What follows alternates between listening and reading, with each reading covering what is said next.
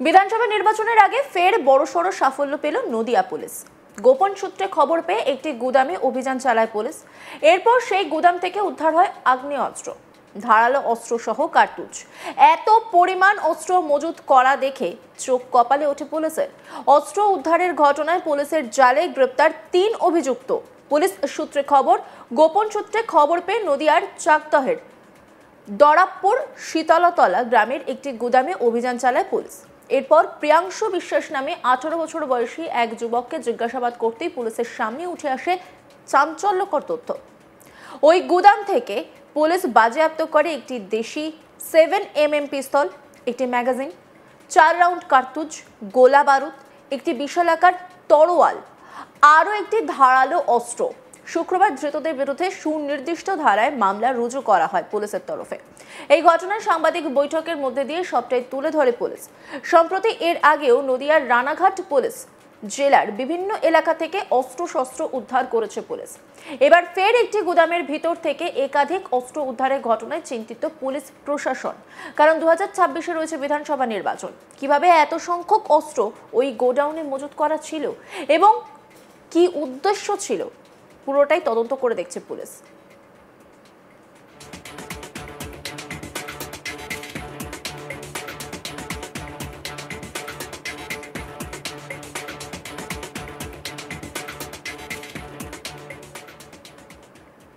এদিকে বিষয়টি নিয়ে ইতিমধ্যেই শুরু হয়েছে রাজনৈতিক চাপানুতর। বিজেপি নেতা সোমনাথ করের অভিযোগ, পুলিশ এই অস্ত্র উদ্ধার করেছে। কাদের কাছ থেকে এটা পাওয়া গেল, যোগসূত্র কি রয়েছে, তদন্ত করলেই সবটা বেরিয়ে আসবে। গোটা ভারতে বিভিন্ন রাজ্যে স্বরাষ্ট্র দপ্তরের নির্দেশ আছে, বাংলাদেশ থেকে প্রচুর রোহিঙ্গা ও মুসলিম প্রবেশ করেছে বাংলা দিয়ে।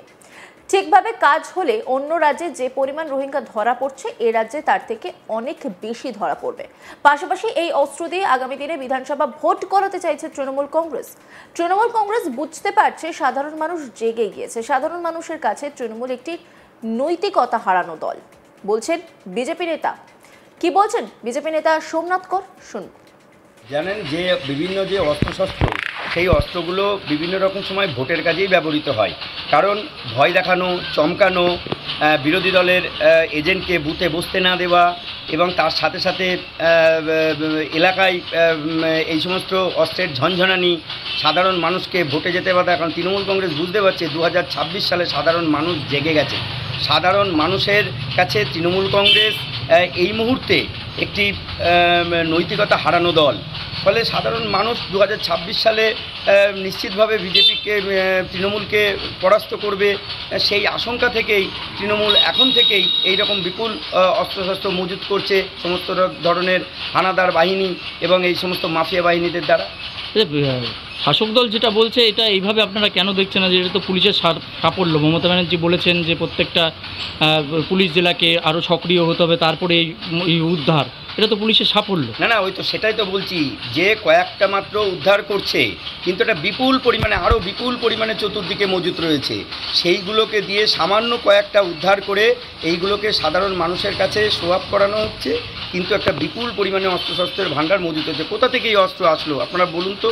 যে আজকে যদি প্রশাসনিক ব্যবস্থা সক্রিয় হতো, আজকে যদি স্বরাষ্ট্র দপ্তর, রাজ্যের স্বরাষ্ট্র দপ্তর যদি সক্রিয় থাকতো, এই বিপুল পরিমাণে অস্ত্রশস্ত্র যেটা চারিদিক থেকে উদ্ধার হচ্ছে, এই অস্ত্রগুলো কোথা থেকে আসতো? নিশ্চিতভাবে এই অস্ত্রগুলো বাইরে থেকে আসছে, নতুবা এই অস্ত্রগুলো এইখানেই কোথায় অস্ত্রভাণ্ডার মজুত আছে এবং বানানো হচ্ছে। তাহলে সেটা সিআইডির কাছে বা ইন্টেলিজেন্সের কাছে খবর নেই? আপনারা বলতে চাইছেন মমতা বন্দ্যোপাধ্যায় স্বরাষ্ট্র দপ্তরের মন্ত্রী, তার কাছে কোনো এই বিষয়ে খবর নেই?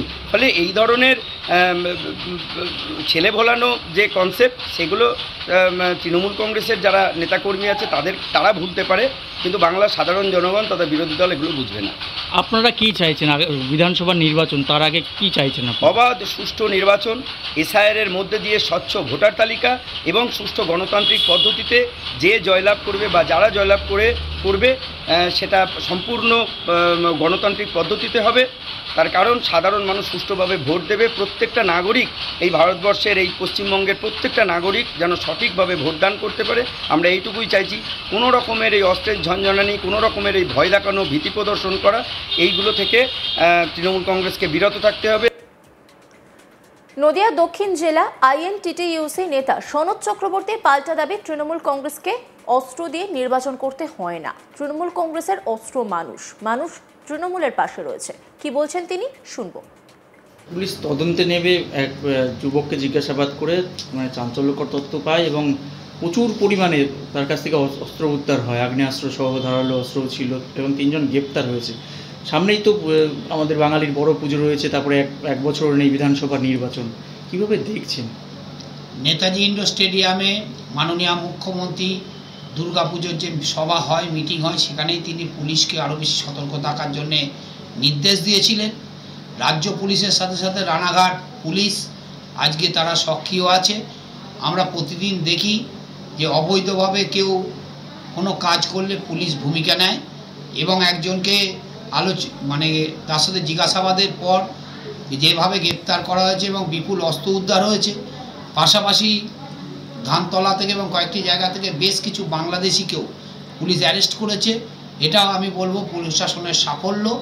আমাদের রানাঘাট পুলিশ যথেষ্ট সক্রিয় আছে এবং সঠিক ভূমিকা পালন করছে।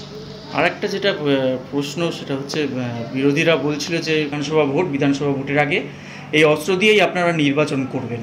এসব মিথ্যাচার আগেও হয়েছে। এখন সমস্ত রকম যত সমাজ বিরোধীরা বিজেপি ছত্রছায়ায় আছে, তৃণমূল কংগ্রেসের অস্ত্র নিয়ে নির্বাচন করতে হয় না। তৃণমূল কংগ্রেসের অস্ত্র হচ্ছে মানুষ, মানুষের ওপর আমরা বিশ্বাস রাখি, মানুষ তৃণমূল কংগ্রেসের পাশে আছে। গতকাল দেখেননি চাকদায় নাটক, সেখানকার এমপি এমএলএ আজকে বিজেপির, আর রাস্তার উন্নয়ন হয়নি, এলাকায় কাজ করেনি, সে জায়গায় দাঁড়িয়ে সেখানকার বিধায়ক রাস্তায় সাঁতার কেটে নাটক করছে।